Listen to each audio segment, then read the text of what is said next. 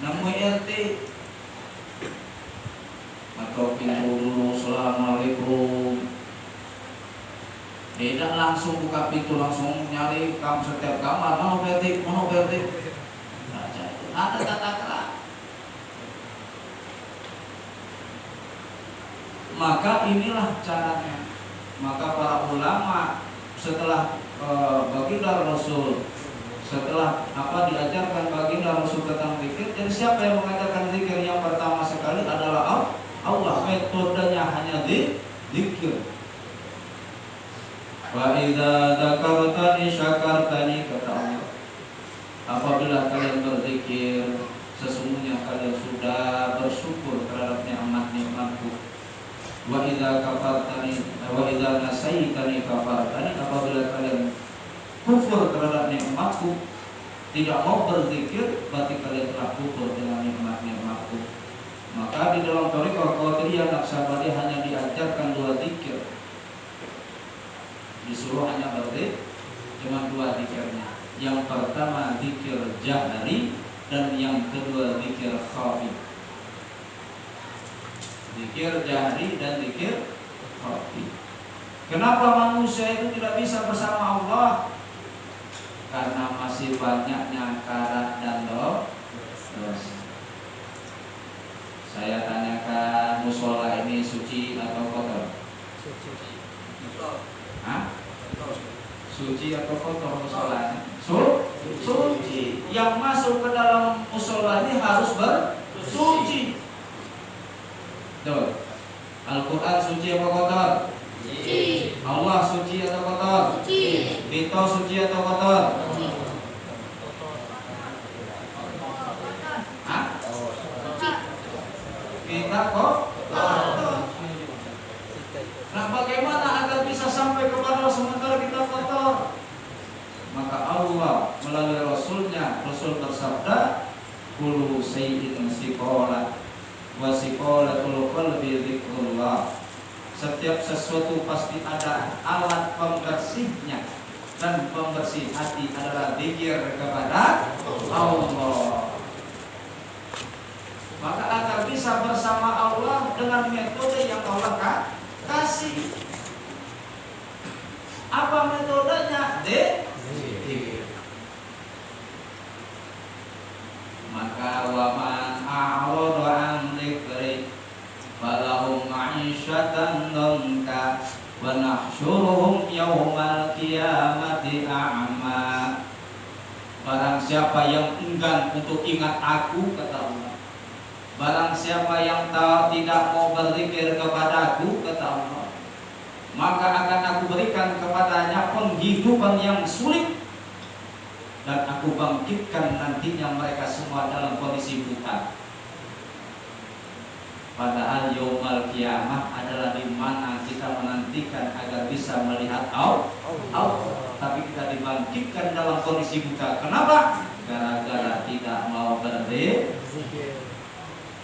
Ini alhamdulillah diajarkan Ustaz Bastian tentang zikir. Maka saudara-saudaraku sekalian, adik-adik, maka perbanyaklah ingat Allah. Orang yang banyak ingat Allah, Allah akan banyak ingat diri kita. Apa kata Allah? Apabila kau ingat aku, sesungguhnya aku ingat kamu. Apabila engkau bersyukur kepada nikmatku, maka akan kutambahkan nikmat-nikmatku. Ini mohon maaf kalau rentetan, jadi ada amaliyah zikir, dan yang kedua ada amaliyah namanya amaliyah manakib.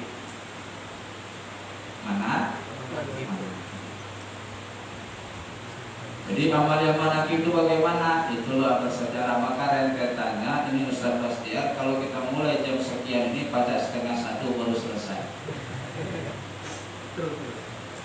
Ini kalau amaliyah manakibnya ya.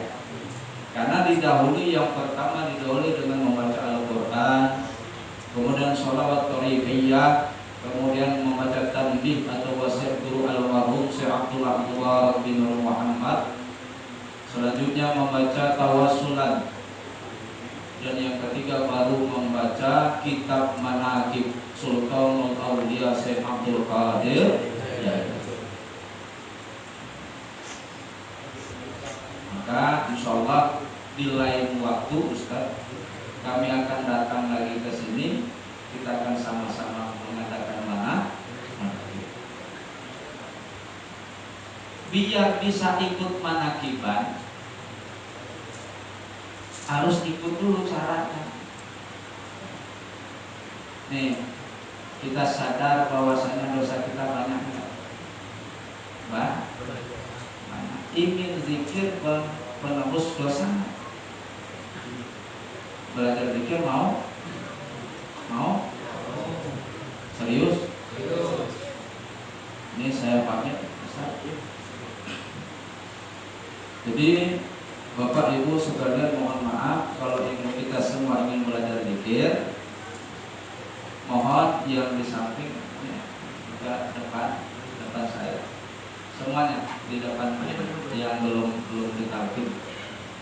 Maka bahasanya saudara-saudaraku, bahasa diajarkan dalam bahasa thariqah disebut talqin zikir. Talqin itu artinya diajarkan. Ini saya jelaskan terlebih dahulu. Ya.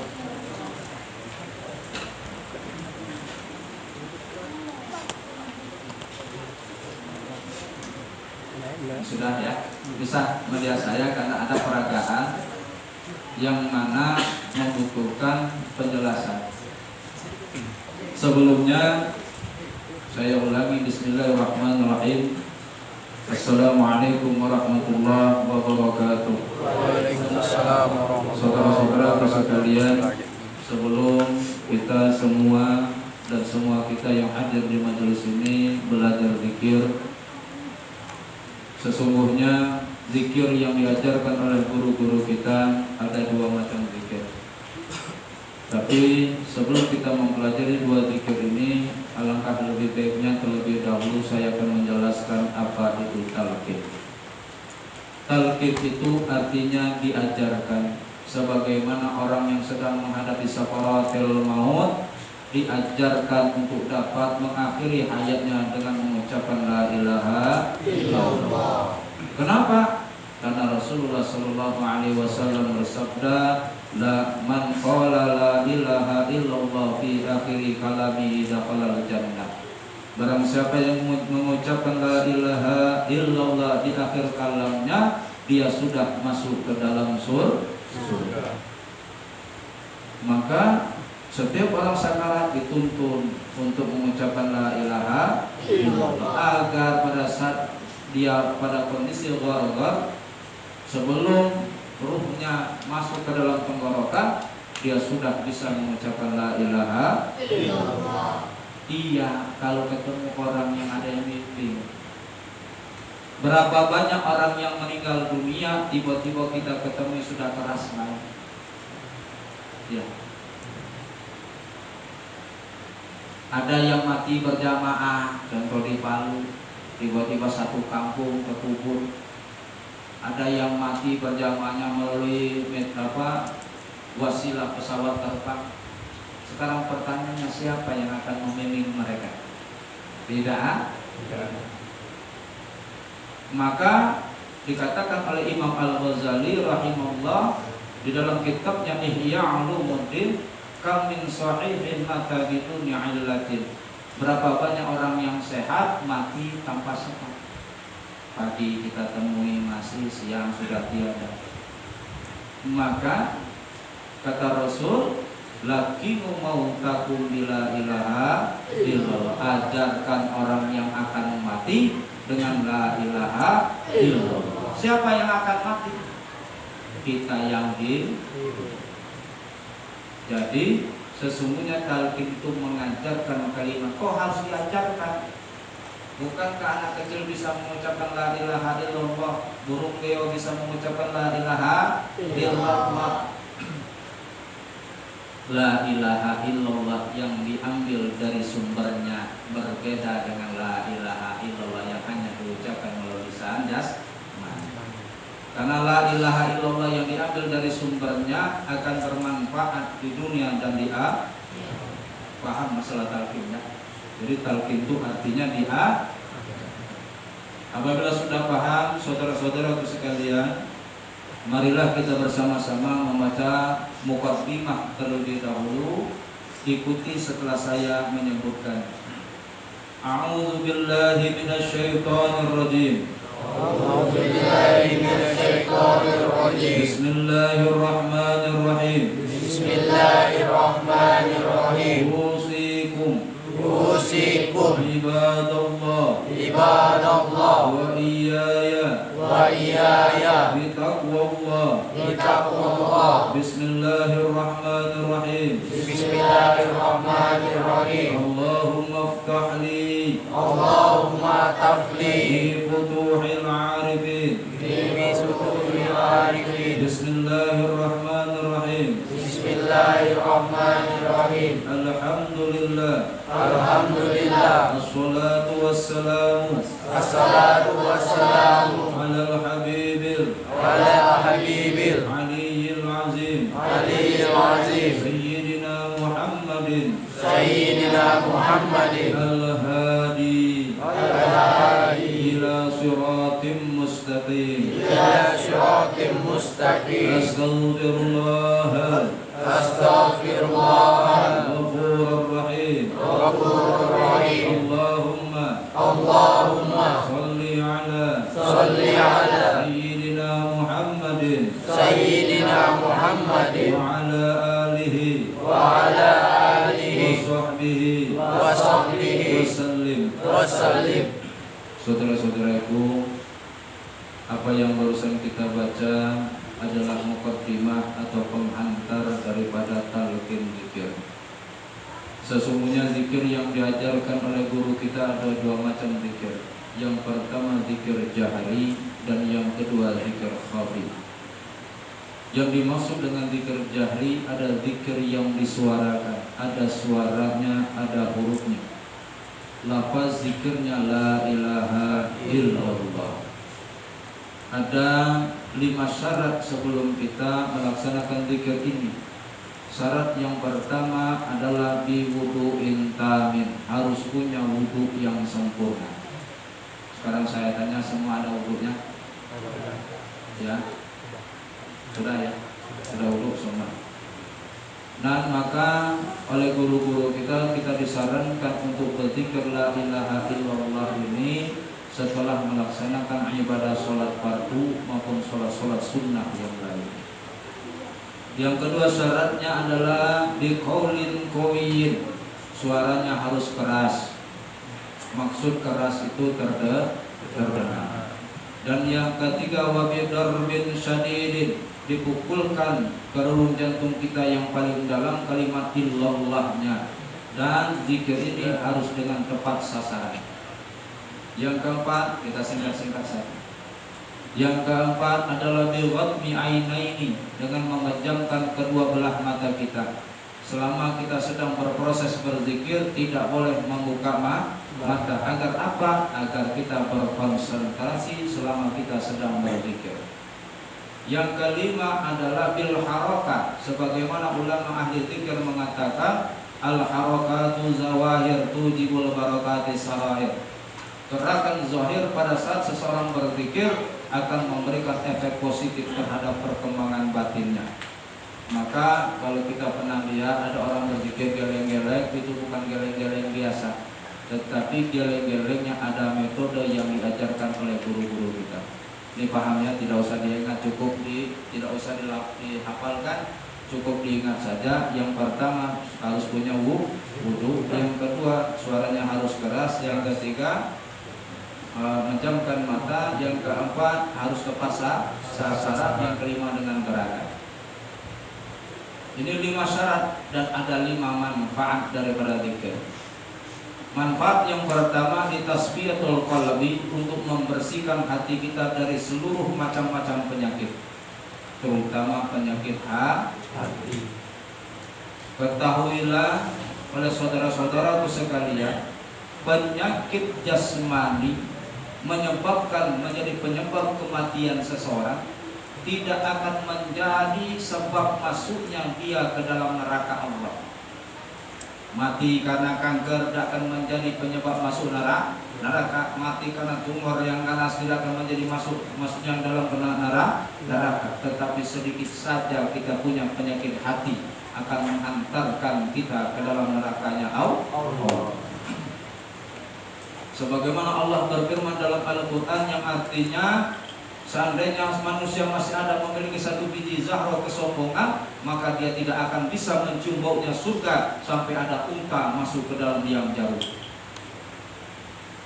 Mencium baunya surga saja tidak boleh, apalagi masuk ke dalam surga. Orang yang punya sifat sombong, maka la ilaha illallah akan menghapuskan seluruh macam-macam penyakit hati kita. Apa saja penyakit hati? Pelit, penyakit hati. Sum'ah, merasa diri kita lah yang benar, merasa diri kita lah yang segala-galanya.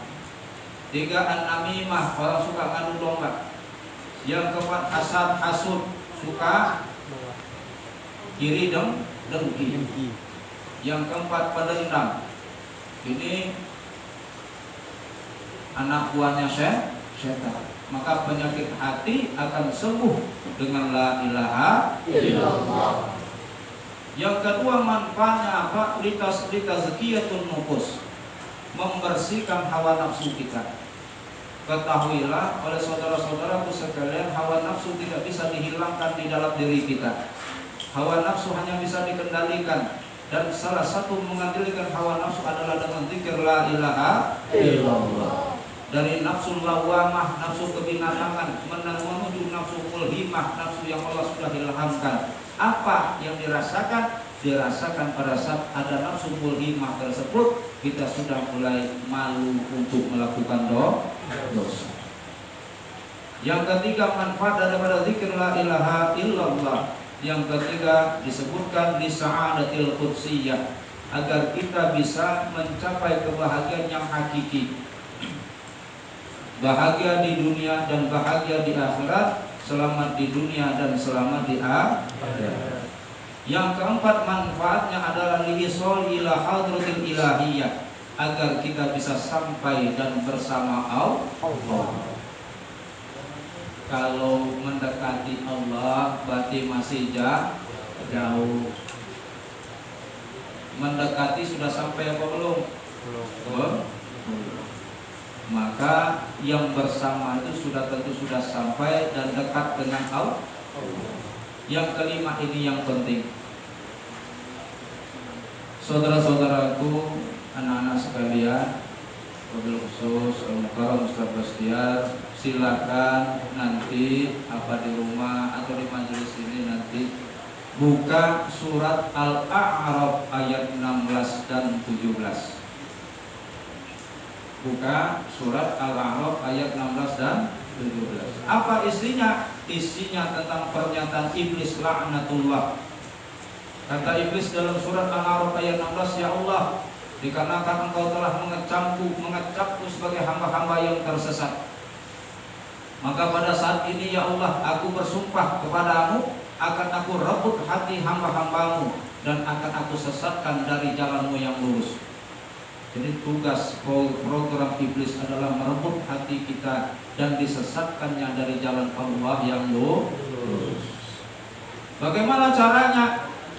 Aku akan datangi hamba-hambamu ya Allah dari arah depan, belakang, kanan dan kirinya, sehingga sedikit sekali kau akan menjumpai dari hamba-hambamu itu yang pandai bersyukur, dan kemudian dijadikannya kita sebagai hamba-hamba yang kufur terhadap nikmat Allah. Ini saya berdiri saja.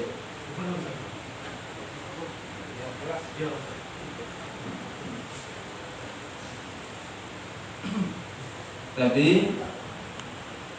setan mengatakan bahwasanya aku akan datangi hamba-hambamu dari arah depan, belakang, kanan dan kiri, sehingga sedikit sekali dari hamba-hambamu yang pandai bersyukur. Sekarang dari arah depan dan belakang, bagaimana iblis datang kepada kita, setan datang kepada kita melalui 3 pintu. Dari arah depan dan belakang ada tiga pintu. keluar masuknya setan. Yang pertama, pintu yang pertama di tengah-tengah dada kita. Jadi pintu